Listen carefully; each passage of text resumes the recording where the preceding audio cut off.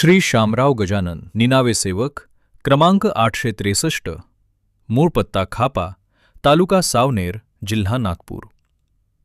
मी हे तत्व स्वीकारण्याच्या अगोदर शारीरिक व आर्थिक दृष्टीने अत्यंत दुःखी होतो. माझे लग्न झाल्यावर मी नेहमी आजारी पडत होतो. माझी पत्नीसुद्धा आजारी पडत होती.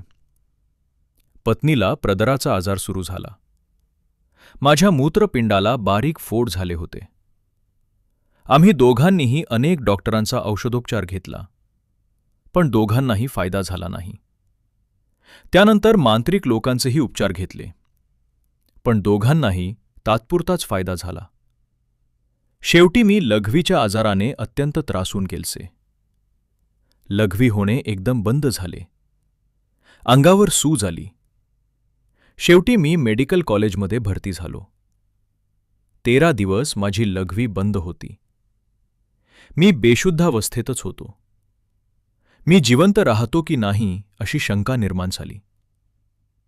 वैद्यकीय उपचारांसोबतच मंत्रतंत्राचाही उपचार सुरूच होता. त्या मंत्रतंत्रोपचाराने व औषधोपचाराने मी बरा झालो. दवाखान्यातून घरी आल्यावर सर्व देवांचे नवस फेडले. सर्व देवाची पूजा दिली, तरीही पुन्हा 1 आठवड्यानंतर प्रकृती बिघडली व लघवी बंद झाली. पुन्हा मांत्रिक उपचाराने प्रकृती सुधारली. शेवटी मी मांत्रिक उपचारांना कंटाळलो. बाबांचा मार्ग स्वीकारावा असा विचार मनात आला. श्री घनश्यामजी बुर्डे, खापा यांच्याकडे जाऊन बाबांच्या मार्गाबद्दल विचारपूस केली. कुटुंबातील सर्वांशी सर्व गोष्टींचा विचार करून एकच भगवंताच्या चरणी मरण्याकरिता हा मार्ग स्वीकारण्याचा निश्चय केला. 11 दिवसांची साधी अगरबत्ती सुरू केली. या दिवसात आम्हा दोघांनाही बरे वाटू लागले. त्यानंतर आम्ही दोघे भाऊ महान त्यागी बाबा जुमदेवजींकडे आलो. त्यांना आमच्या व्याधीची माहिती दिली. 11 दिवसात आम्हाला समाधान मिळाले, हे पण बाबांना सांगितले. मला स्वप्नात साप दिसत असे, त्यामुळे मला खूप भीती वाटत असे. म्हणून मी बाबांना विचारले, बाबा, मला स्वप्नात नेहमी साप दिसतो. स्वप्नात साप दिसणे बंद, होरदल काय? त्यावर बाबांनी उत्तर दिले, मी आता काहीच सांगू शकत नाही. त्याकरिता तू स्वतःच प्रयत्न कर व स्वतः अनुभव घे व नंतर मला सांग. बाबांचे उत्तर ऐकून माझे समाधान झाले. मी प्रयत्नात लागलो म्हणून आज सुखी झालो असे. 42 दिवसांचे त्यागाचे कार्य सुरू करण्याआधी घरी असलेला देव्हारा उचलून फेकून दिला. 42 दिवसांचे त्यागाचे कार्य चालू असताना माझा डाव पाय पूर्णपणे सडून गेल्यासारखा झाला व त्यातून खूप पाणी निघू लागले.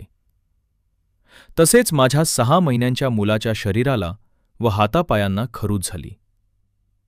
तीळ ठेवायलाही जागा नव्हती. त्यागाचे कार्य चालू असताना औषधोपचार करता येत नाही हे मला माहीत होते.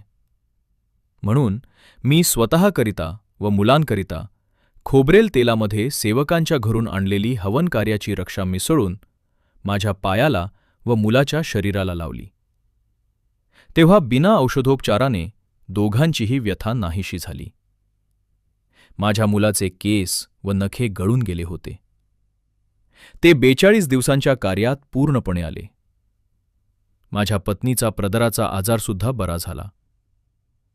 अशा प्रकारे परमेश्वराने माझ्या कुटुंबाला दुःखातून मुक्त केले व मार्गावर आल्यामुळे आमची नातेवाईकांशी ताटातूट झाली. मामांशी वैर निर्माण झाले. मी सगळ्यांची आशा सोडून सेवकांनाच आपले भाऊ समजून प्रेमाने वागत आहे. हेच माझे नातेवाईक आहेत असे मला वाटत आहे. अशा प्रकारे बाबांनी माझे नवीन नातेवाईक जोडून दिले. सेवकांच्या प्रेमाने मी भारावून गेलो. एक दिवस बाबा खाप्याला आले.